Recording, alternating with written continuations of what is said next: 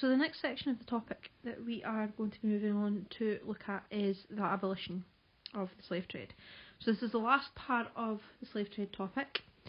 Now that we've had to think about where the slave trade actually came from, how it was set up, and the impacts that it had, along with the experiences of the slaves, we're starting to think, if all of these things were so good and the slave trade was making so much money for the people that were involved in it, why would it come to an end?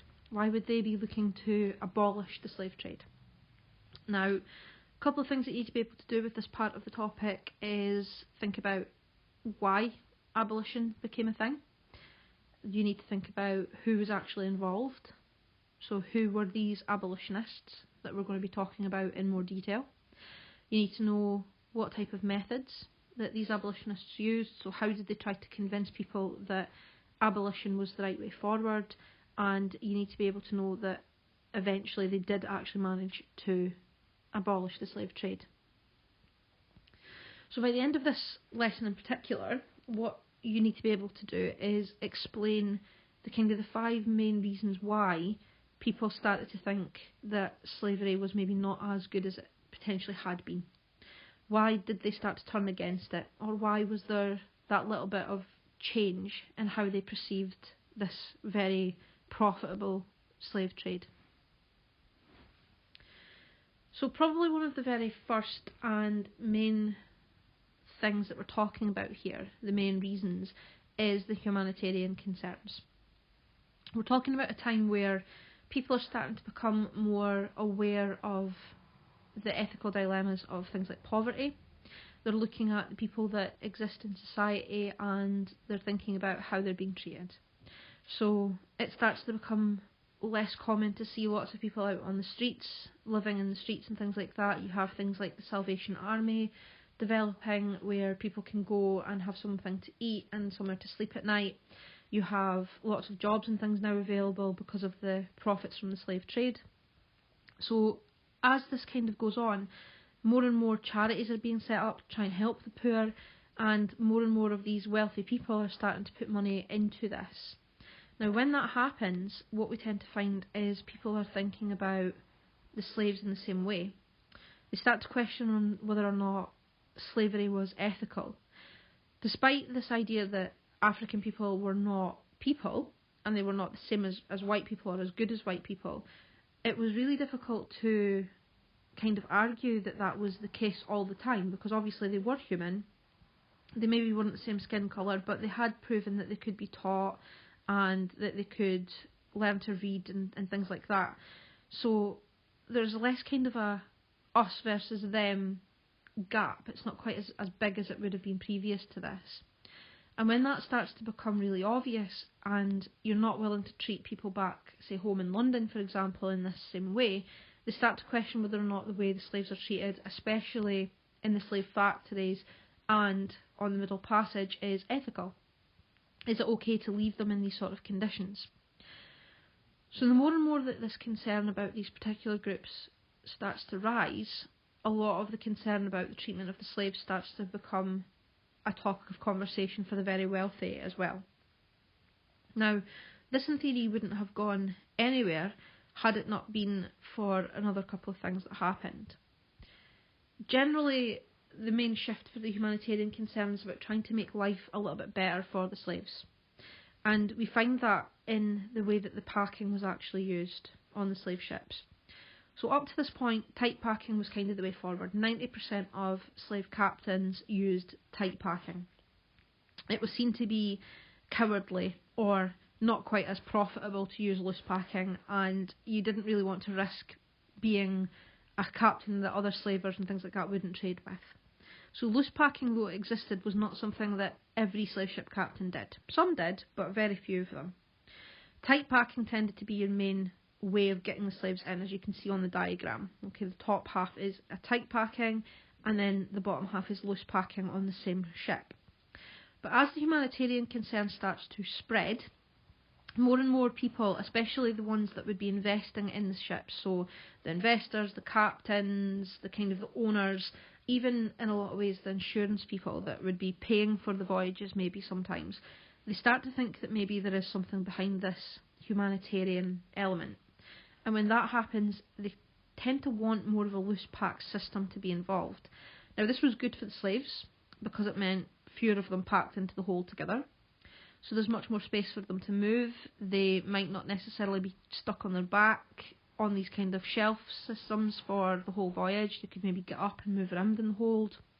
They would maybe be able to actually go to the toilet because they weren't chained necessarily all the time.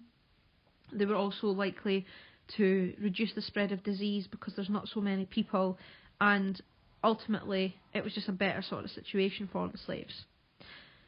As a result, you do start off with less slaves, but fewer died on the Middle Passage. Now, this kind of helped how the humanitarian people were feeling because the death toll came down, and it helps the slaves because conditions are slightly better. But it's not enough to kind of say that that's going to change everyone's perspective. But on top of this, some legislation starts to come out. So in 1788, the Slave Trade Act was passed. Now, this was the brainchild of this guy, a man called William Dolben, and it sometimes is known as the Dolben's Act.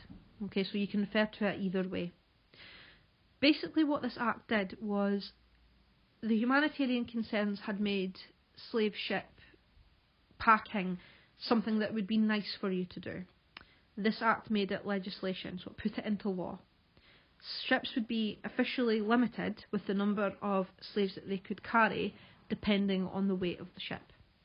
So your ship would be weighed, the size and the kind of overall view of your hold would be taken, and then they would give you a number of slaves that you were allowed to carry. And this would be a loose pack kind of number. Because this was law, it meant that tight packing was no longer allowed to be a thing. So the conditions for the slaves permanently changed, became a little bit better. A good example would be the Brooks slave ship. Now, this one's going to become important later on with one particular abolitionist called Thomas Clarkson, but prior to the Act being passed, the Brooks slave ship was known to carry anything between 700 to 609 slaves. Afterwards, when it was weighed and measured and the Act was passed, they determined that the number of slaves that really this ship could carry was about 454. After that, it was far too packed, the conditions were not ethical. So humanitarian concerns for a lot of these particular slave groups are actually very important. They become the main reason why we start to feel as a country that maybe slave experiences need to be more positive, and in particular the Middle Passage needs to be dealt with. So this is one step towards reasons why slavery maybe isn't quite as good a thing, but it's not quite enough, okay, to say a complete abolition. The second reason is religious concerns. Now, initially there's very little religious concerns against slavery. The Church of England, in particular, had actually had a very active role in funding slavery expeditions. They had plantations, they had slaves of their own, and there were lots of passages in the Bible which were actually taught to slaves that actually seemed to condone slavery, to make it out to be a really very good thing, and that it was perfectly acceptable for churches such as the Church of England to be involved. During the period of the kind of, say, 1800s onwards, we have a massive religious revival. People start to actually go to church more, people sort of rediscover their faith, and in that, a lot of the different religious concerns about slavery starts to split opinion. So you have some like the Church of England who are still very much for slavery because they obviously have profits and things involved in it, but you do have other groups who are starting to look at the Bible again, starting to think about their particular faith and starting to think that actually maybe this is not okay. One group in particular, a Christian group, was the Quakers, and they had a very different moral stance on slavery. They spoke out against it. They were very much that it was a bad thing, that they talked about it being against the 10 Commandments, such as love thy brother and thy neighbours, and they were very much for ending slavery in all forms across the world. These people are our kind of foundations for the abolition society. They held public meetings, as you can see in the poster sort of part there, where they were trying to talk about petitioning Parliament to abolish slavery in the West Indies, or in particular abolish British slavery in the West Indies. One of the main things that they did, which would later on become a method that was used by the rest of the abolitionists, was boycotting businesses.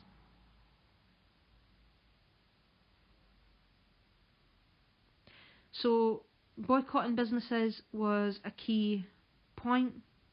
They tried to prevent people from actively being both a Quaker and being able to use these slavery businesses.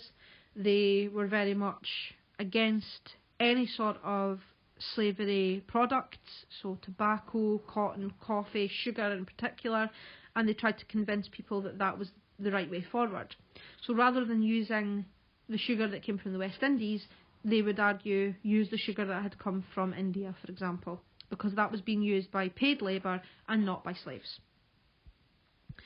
Interestingly, as this kind of foundation group, when the Abolition Society, the one that we're really interested in, that becomes the members of Parliament and things, start to develop, 9 out of the 12 founding members were from the Quaker religious group. So it's really obvious that there are some kind of changes happening in the religious concerns, and more people are starting to come along with that. The third reason is probably, again, quite important in terms of thinking about the impact of the trade. Now, obviously slavery is very much a financial venture. Okay, so above everything else, this whole thing is about profit. If it's not making money, then something has to change. Okay. At this point in time, you're talking about 12.5% of slaves dying during the Middle Passage. Now, that death toll is actually quite high in terms of humanitarian concerns, but in terms of financial concerns, it's actually quite serious. At this point in time, it was actually more likely to find crews who were throwing their sick slaves overboard than trying to waste money curing them, because not only does that save money on the general cure, but also it stops diseases from spreading. From 1781 onwards, you have in particular this famous case of the slave ship Zong. Now, the Zong was captained by an experienced slave captain, okay, a guy called Collinsworth, and it was a ship that had become slightly lost at sea. It had gone off of its course a little bit, adding a couple of weeks worth of journey time onto quite a long journey already, and the crew was starting to run out of water. It hadn't rained for a period of time, so they couldn't even refill their rain barrels or anything like that, and the water reserves were running quite low. So what they decided to do was go down into the hold, and any slaves who were sick or who were showing a sign of sort of sickness and things like that, they would throw them overboard. And this would preserve the supplies that they did have for the slaves that were healthy and, importantly, for the crew. Now, this was fine because you could actually claim insurance for the slaves. They had sacrificed these slaves in order to save the majority, but it would be absolutely fine to claim on the insurance money for each of these. However, they were not allowed to claim on their insurance if each of the slaves had died of natural causes. So what this basically meant was that if they had thrown the slaves overboard and claimed that they were sacrificing them because they were diseased, they could claim insurance money. If the slaves actually died on the ship, and that was it, they couldn't claim. So the Zong pretty much threw 90% of their slaves overboard into the ocean. And back in Britain, this became known as quite a serious slave trade abolition cause. A lot of people were very much against what had happened. The company in particular, who were the insurance company, they did not actually want to pay out.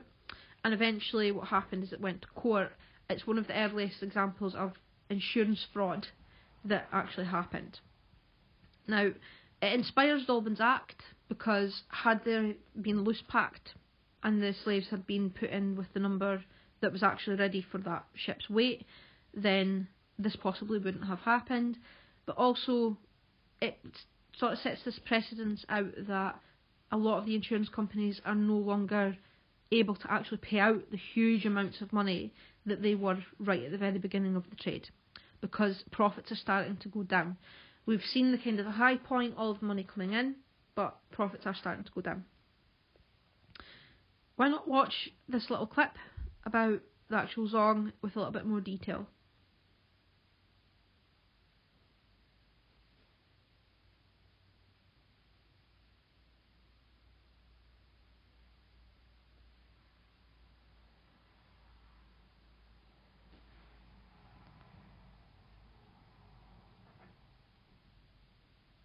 Okay, so reason number 4 then is about the safety and the fear of revolt.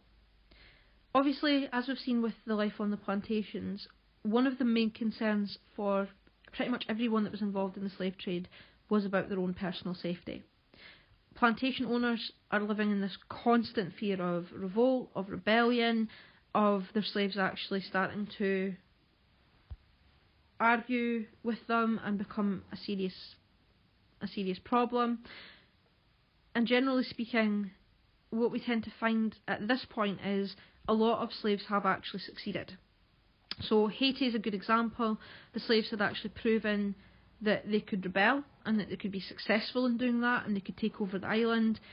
Other slaves are starting to sort of get the same idea, and there is this potential fear that if they do not really stamp down on these slaves, rebellion is going to happen, and more of it's going to happen. Now, as a direct result of that, you start to find some slavers that go one of two ways. Either they become very, very harsh, or they start to think, well, maybe actually, if we don't treat the slaves so badly, maybe the rebellion will not happen. So some start to think, actually, the treatment of the slaves and the fear for general safety is one and the same thing. And we need to start to treat the slaves better so that we can reduce this fear of revolt. The 5th reason is about racism and prejudice. So, generally speaking, when this trade had actually started off, very, very few people had actually ever seen an African person.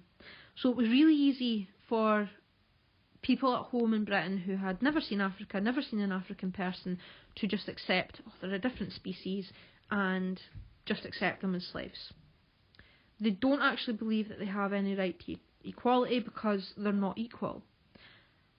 However, at the beginning of the 1800s, there are more and more slave people, ex-slave people, or just general African people coming into Britain. And this means that they're actually interacting with them, they're seeing them, and they're actually seeing that they're not actually that different. Now, in particular, we have the case of Olada Equiano, who is one of the ex-slaves we've mentioned, and we'll talk about again when we're talking about the abolitionists. He actually wrote a book about his experiences, and he was quite popular as a best-selling author at this point in time. Now, what this actually meant was that a lot of people in Britain were seeing these people as people for the first time. They were conversing with them, interacting with them, and though maybe they wouldn't have necessarily thought them to be definitely 100% equal, they could not deny that these were people.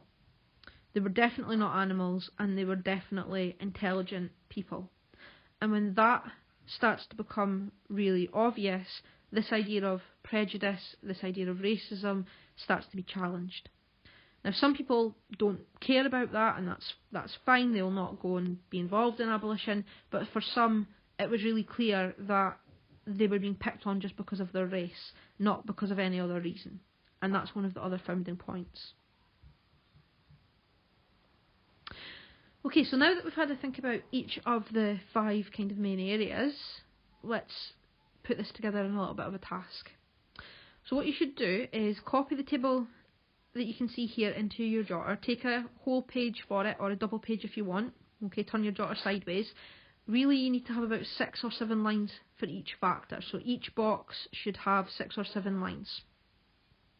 Okay, generally speaking, what I want you to then do is use the information cards document. Okay, work out which card goes with which factor and just read it. Summarise it into maybe 1 or 2 sentences and then write it into the table. Okay, and then make sure that if you can, give an example in the example column which will show why this reason contributed towards a change in attitude. You're thinking of why each of these 5 reasons made people start to change their mind towards the slave trade. If you can't find one on the cards, see if you can come up with one of your own and put that into the example column. Once you've finished doing this, download the fact file document and then have a read through of that. It's got more information to it, and then just highlight any things that you can see about humanitarian concerns, religious concerns, financial considerations, so the money, the fear and revolt, and the racism and prejudice, and you might want to add them to your table or just make a wee highlighted note of each one. Any questions or anything that you're not sure about, feel free to ask your teacher or to send a message in the Teams, but that's it.